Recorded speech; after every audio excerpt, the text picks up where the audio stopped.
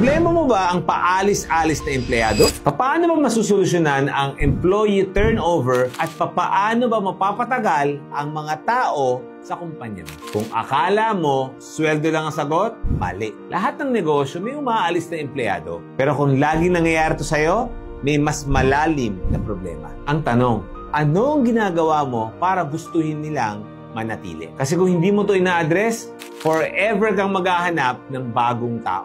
Employees don't leave companies. They leave bad leadership. Kung gusto mo magtagal ang empleyado mo, hindi lang sweldo ang sagot. Ito ang mga dapat mong gawin. First, create a growth path. Employees stay kung nakikita nila ang future sa loob ng kumpanya. Kung ang tingin nila walang pag-asang umangat, malamang aalis siya. Tanungin mo, may clear career progression ba sila? Second, recognize and reward contributions. Kapag pakiramdam nila na hindi sila napapansin, mas madali silang umalis. Hindi naman laging pera ang hinahanap nila. Minsan, simpleng good job lang, sapat na. Ang empleyadong hindi nakaka-feel ng appreciation, lilipat yan sa ibang kumpanyang nakaka-appreciate sa kanila. Third, build a strong company culture. Ang tao hindi na naghahanap ng trabaho.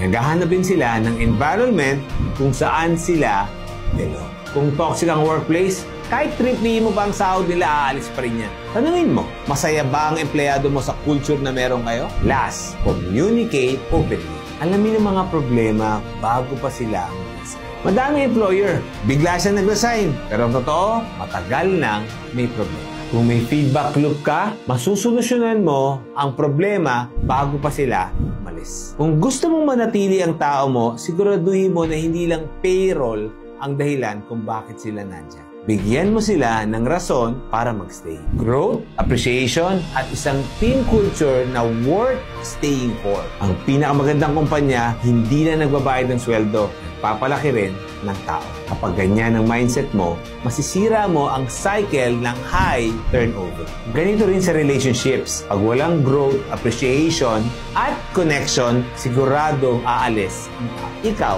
anong ginagawa mo para magtagal ang team mo sa kumpanya? Baka yan na makakatulong sa ibang business owner.